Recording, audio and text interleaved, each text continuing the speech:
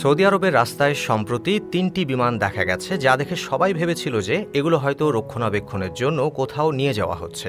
কিন্তু পরে জানা গেল সৌদি আরব এই বিমানগুলো ৮৫০ কিলোমিটার দূরে নিয়ে যেতে চলেছে। এতটা দূরে বিমান স্থানান্তর করে সৌদি আরব বিশ্বে প্রথম দেশ হয়ে গেল। তবে তারা কেন এত দূরে এই বিমানগুলো নিয়ে যাচ্ছে, চলুন সেটা দেখে নিই।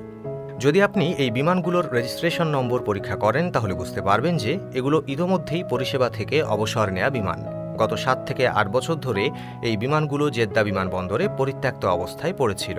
বিমানের অবসর গ্রহণ মানে হল একটি নির্দিষ্ট সীমার পর যখন প্রস্তুতকারক বিমান চালানোর অনুমতি বন্ধ করে দেয়, তখন সাধারণত এসব বিমানকে এয়ারক্রাফট ওয়ানইয়ার্ড বা বিমান কবরস্থানে রেখে দেওয়া হয়।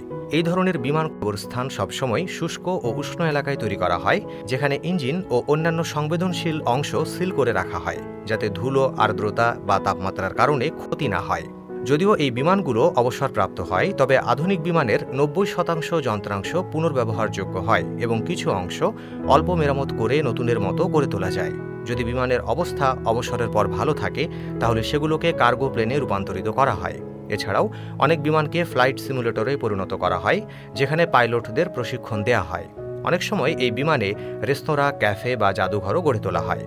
যদি আপনি বিমানভিত্তিক একটি রেস্তোরাঁ খুলতে চান, তবে আপনাকে প্রথমে একটি বিমান কিনতে হবে এবং এর পরিবহন খরচও বহন করতে হবে।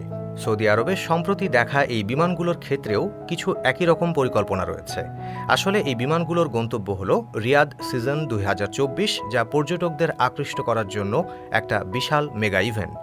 এই ইভেন্টের জন্য একটা সম্পূর্ণ বিমানবন্দর তৈরি করা হয়েছে, যেখানে রানওয়ে, কন্ট্রোল টাওয়ার এবং 3টি বোয়িং 777 বিমান থাকবে। বিশ্বজুড়ে আসা পর্যটকরা এখানে তাদের এভিয়েশন সংক্রান্ত আগ্রহ পূরণ করতে পারবেন। তারা বিলাসবহুল বিমানে ডিনার উপভোগ করতে পারবেন কিংবা কন্ট্রোল টাওয়ার ঘুরে দেখতে পারবেন। এই ইভেন্টটি অক্টোবর ২০২৪ থেকে শুরু হয়ে মার্চ ২০২৫ পর্যন্ত চলবে এবং এটি সৌদি যুবরাজ মোহাম্মদ বিন সালমানের ভিশন ২০৩০-এর একটি অংশ। ২০১৯ সালে এটি প্রথম চালু করা হয়েছিল, তবে কোভিড-১৯ মহামারীর কারণে এটি আন্তর্জাতিকভাবে খুব বেশি জনপ্রিয়তা পায়নি।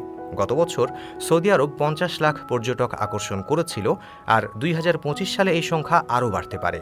এই বিমানগুলোকে রাস্তায় পরিবহন করা আসলে সৌদির একটি চতুর বিপণন কৌশল ছিল। সৌদির ভিশন ২০৩০-এর লক্ষ্য হল দেশটির অর্থনীতি যাতে শুধুমাত্র তেলের উপর নির্ভরশীল না থাকে। বর্তমানে সৌদি আরবের বেশিরভাগ রাজস্ব তেল থেকে অর্জিত হয়, তবে তারা পর্যটনের মাধ্যমে আয় বাড়াতে চায়।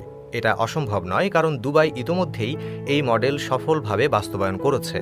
দুবাই এখন তার ৯৫% আয় পর্যটন, বিশ্বমানের অবকাঠামো এবং বিনোদন খাত থেকে করে, যেখানে তেল থেকে মাত্র ৫% আয় হয়। সৌদি আরবও পর্যটন বাড়ানোর জন্য $৫০০ বিলিয়ন প্রকল্প চালু করেছে। এই বিমান পরিবহনের কাজ একেবারেই সহজ ছিল না। প্রথমে বিমানগুলোর ডানা ও লেজ খুলে ফেলা হয়েছিল, তারপর বিশেষ ক্রেনের মাধ্যমে খুব যত্নের সঙ্গে সেগুলো ট্রেলারে তোলা হয়।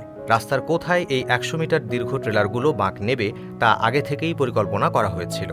কিছু জায়গায় স্বাভাবিক যানবাহনগুলোকে রাস্তা থেকে সরিয়ে অফরোডে পাঠানো হয়েছিল এবং পুলিশের পাহারায় ২০ কিলোমিটার প্রতি ঘন্টা গতিতে এই বিমানগুলোর পরিবহন সম্পন্ন হয়।